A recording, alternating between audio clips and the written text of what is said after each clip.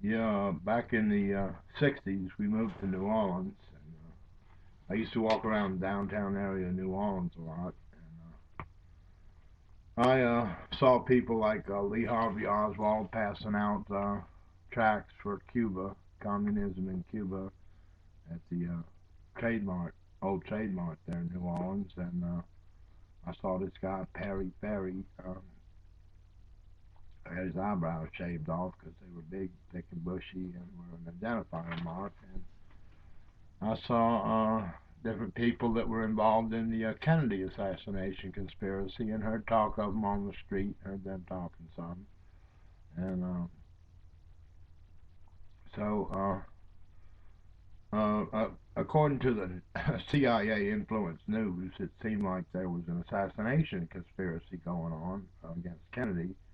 And from talk on the street, it seemed like it was going on in New Orleans. So I walked down to, oh yeah, so I figured, they wouldn't be able to contact one another on the phone, but maybe they would announce the meetings of the conspiracy on the newspaper.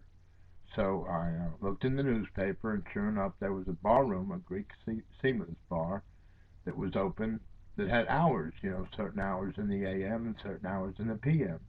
And in New Orleans, in the French Quarter where this bar was, there's no such thing as hours. They're open 24/7, 365, the barrooms and lounges and nightclubs.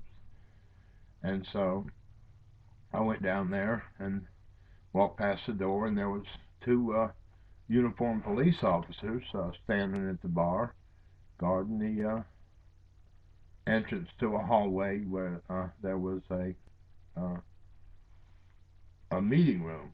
And it turned out that's where they were having the assassination conspiracy. And I met other guys later on, that were involved, on the Kennedy side, not the assassination side, like Dean Andrews Jr. Dean Andrews Sr. I met Dean Andrews Jr. at high school, and Dean Andrews Sr. was the one in the movie uh, about Jim Garrison's investigation of the assassination conspiracy in New Orleans. It said, "Get the right ha ha, but the wrong ta ta." No, you're the right ho ho, but the wrong ta ta. Something like that. So anyway, I reported it to someone who reported it to the proper authorities because I was just a kid. I didn't know who to report it to. And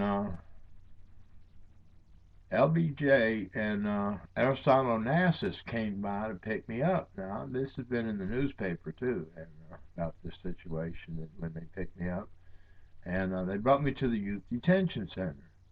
And in the Youth Detention Center, I just laid on a rack for about 2 weeks while they checked me out and make sure I was okay. And apparently I checked out okay because they eventually let me go after about 2 weeks.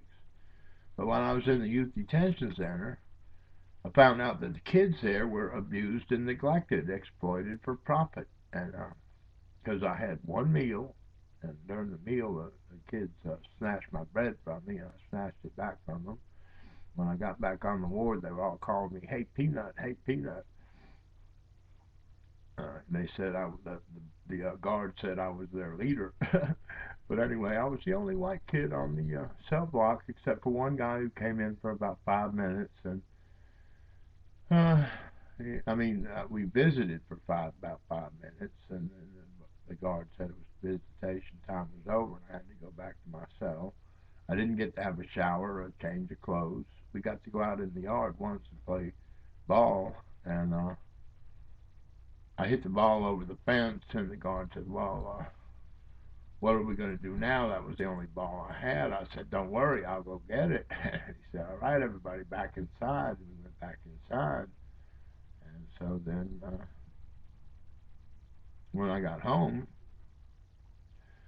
my dad and I discussed the fact of the situation that goes on there. He was in military government, and he had run a military prison, concentration camp, and hanging center in Augsburg, Austria, after the war as a sergeant warden hangman.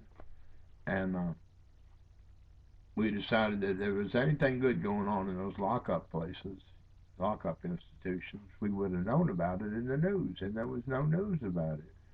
So we decided that I'd check into the psychiatric hospitalization system and find out what was going on there and see what the people needed and see to it they had what they needed. And so now I'm considered a United Nations human rights advocate, political lobbyist, and a human rights advocate. And I'll tell you more about those stories as we go along.